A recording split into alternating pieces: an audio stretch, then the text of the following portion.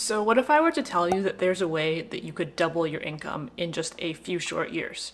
Now, I know that sounds like a really bold claim to make, but I wouldn't make that claim out of nowhere. In fact, I myself have managed to do just that, not once, but twice. Between the ages of 20 and 25, I managed to double my income, and I did it yet again between the ages of 25 and 30. And the fact is that I didn't do anything crazy or anything special, and I didn't do anything that you yourself couldn't do either. And so in this video, I'm going to share with you 7 different things that you can do to dramatically increase your income this year and potentially even double it over the next few years. Let's get right into it. The very first step you should always take, and the easiest thing you can do to increase your income, is to ask for a raise. My goodness, what an idea. Why didn't I think of that? When I used to work for other companies, I always felt uncomfortable about asking for a raise. And talking amongst some of my friends, I've come to learn that that's not an unpopular sentiment, that there's a weird awkwardness that comes inherent with talking about money and specifically with asking for money. And I think a lot of us are just led to believe that our raises will be offered to us perhaps at a yearly review or when we get a promotion, but that we don't have the right to just sporadically ask for one, and that's not true. And in all fairness, your boss could say no, but they could also say yes, and you'll never know unless you ask. Even a small raise, like an extra $1 an hour, works out to an extra $40 a week when you work full-time, and that comes out to over $2,000 a year extra in your pocket. And what could you do with an extra $2,000? Probably a lot of things. But if you're gunning for an even bigger raise, the best way to do that is probably to actually go after a higher paying position within your company. So look for opportunities for promotion. Take a look and see if there are any open positions for management or leadership roles within your company currently, and even if there aren't at the moment, put a little buzz into your manager's ear to let them know that when those opportunities do become available, you'd like to be considered, and maybe have a discussion about what you can do in the meantime to start to prepare yourself to be eligible for that position when it does eventually become available. I'm giving you a raise. More money? But that's more than I make now. So let's say you've gone ahead and asked for that raise, but been rejected. And let's say you don't really see any real potential for advancement within the company you're working for currently. You know what that means? It is time to switch jobs. In fact, there's data that shows that on average, people who switch jobs every 2 to 5 years make significantly more money than those who stay at the same company. I know that in our parents' generation, loyalty was rewarded, and it was common for people to work for the same company for 30 or 40 or even 50 years. But that is not the way things are going anymore. But a lot of the time, you can take a very similar, if not completely identical role within a different company and start at a significantly higher pay rate than you're currently getting. You could sign on at easily 10, 20, 30% higher than you're getting paid right now. Under no circumstances should you feel any sort of loyalty to a company who is deliberately underpaying you. Give proper notice, be gracious, blah blah blah, be polite, all that good stuff. I'm not saying to just tell your boss to shove it and leave, even though that would be really, really satisfying. I'm just saying that there's no good reason to stay at a job when you could be making $10, $20, even $50,000 a year extra going somewhere else. Now, the third thing you can do to increase your income is arguably one of the most impactful things you can do of all, and that is to learn a new skill. Now, obviously, there are some traditional ways that you can learn a new skill set, like going to university or college and getting a degree. And of course, there are certain fields where that makes absolutely perfect sense, where you have no other choice. Like if you're going to become a doctor or a lawyer, I definitely don't want a surgeon ever operating on me who hasn't gone to university. But for the vast majority of us who are not going to go into those fields, university and college is often cost prohibitive. And I'm not at all a big fan of going into tens of thousands of dollars or even hundreds of thousands of dollars of student loans just to get a degree that you may or may not finish and may or may not use and may or may not even need to work in the field you're ultimately going to work in. Nowadays, we have so many more options for learning new skills that can land us better jobs without going into significant debt, without investing years and years of our life into something which may or may not even pay off in the end. Obviously, there are different trades and apprenticeship programs out there as well, but even outside of those more traditional avenues, there's just so many ways you can now learn new skills and get new qualifications without having to go into student debt, without having to invest years and years of your life. There are online platforms like Course Careers where you can get the skills and the qualifications you need to land high-paying tech jobs without going into debt. I'll leave a link in the description if you want to check them out. In fact, they even offer a free introductory course, so it's definitely worth looking into. The point that I'm trying to make here is that if you're currently working for a minimum wage, if you don't have any skills or you don't have any certifications or qualifications that will allow you to dramatically increase your income, it is time to level up, and trying to avoid debt or trying to not have to spend 4 to 10 years of your life in school is no longer an excuse because there are other options out there and it's time to go after them. Okay, moving on. So the next thing you can do to increase your income is to actually not increase your income at all, but rather to decrease your spending.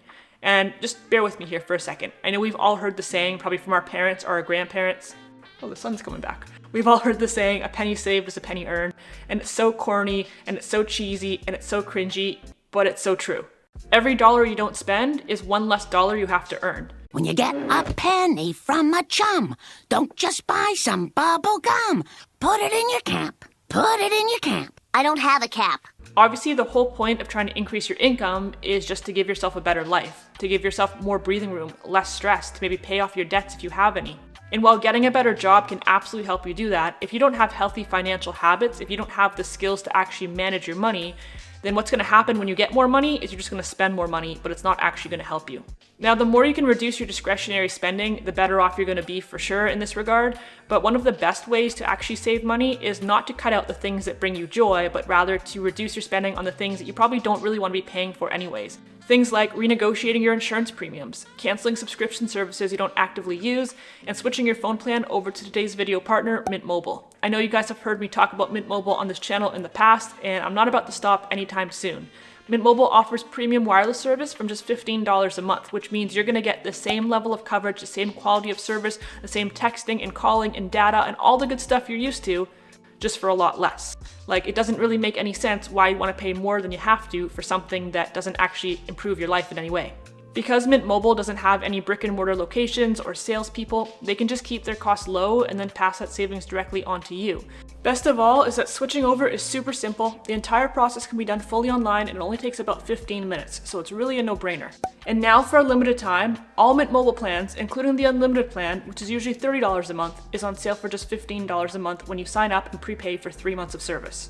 So if you want to get started, head over to mintmobile.com/accordingtonicole. The link is in the description box down below. Thank you to Mint Mobile for partnering with me on today's video.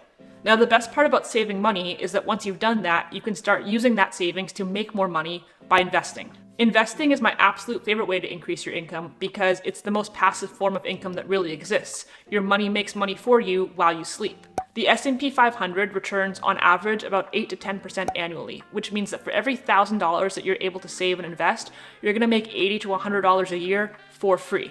Now, that in itself may not seem like an astronomical amount of money, but when you think about saving many thousands of dollars over the span of a few years and the compounding effects of those gains, you can quickly find yourself making a lot of money for doing virtually nothing. I think that a lot of people hold off on investing because they're intimidated by the whole idea. They don't quite understand it, they're scared to make the wrong choice, they don't really know what they're doing.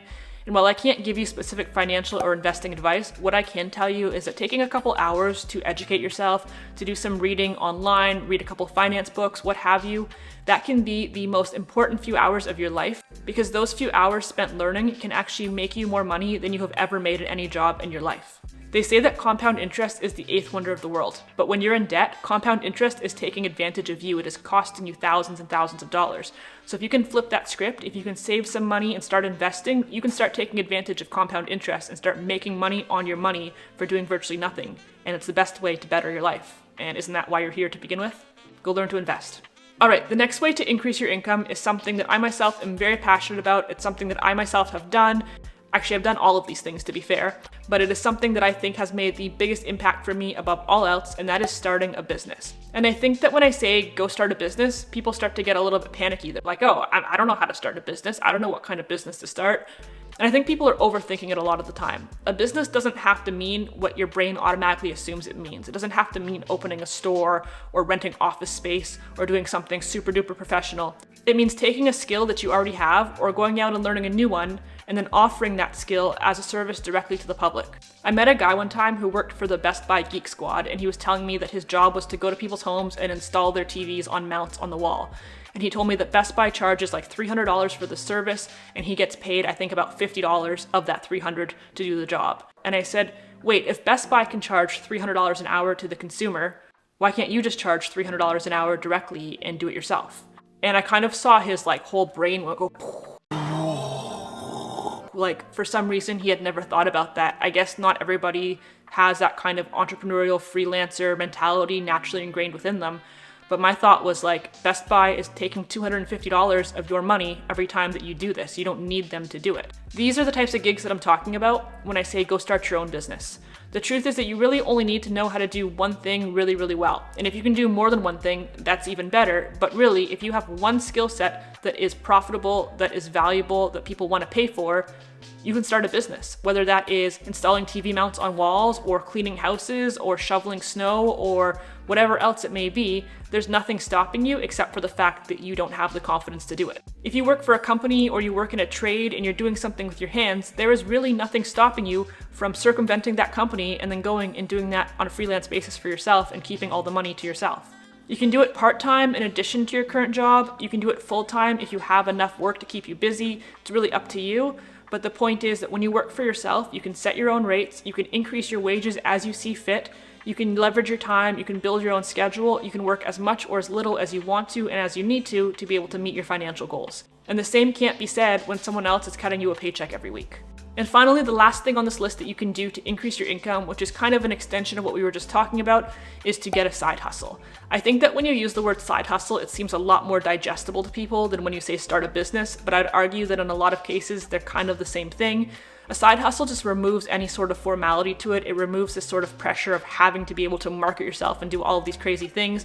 A side hustle, of course, can be a self-employed venture. It can also be something like driving for Uber. I've done all sorts of different side hustles. I've talked about some of them on this channel, like buying and selling things, flipping things on the internet. There's others that I haven't really talked about.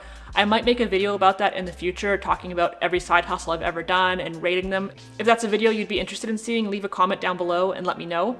But the point that I'm trying to drive home here is that if you could pick up some sort of side hustle that could even just bring you in an extra $100 a week, which is actually a very low bar, that might be as little as 1 hour a week depending on what you're doing, an extra $100 a week is an extra $5,200 a year in your pocket to pay down your debts, to better your life, to take care of yourself and your family, and it's not even hard to do. I can truly say that every single point that I've mentioned in this video are things that I either actively do all the time or have done in the past, which have helped me to double my income not just once, but twice over the last 10 or so years. Something that I've come to learn over the last number of years, and something that I've come to believe wholeheartedly, is that there is so much money out there in the world to be made. You just have to go get it, and there's nothing stopping you except for your own lack of belief in yourself, your own hesitation, or in some cases, your own excuses. All you have to do is decide that it's important to you, that you want to have a better life, and that you're going to do what it takes to get there. And after that, it's really just a matter of choose your own adventure as to how you do it.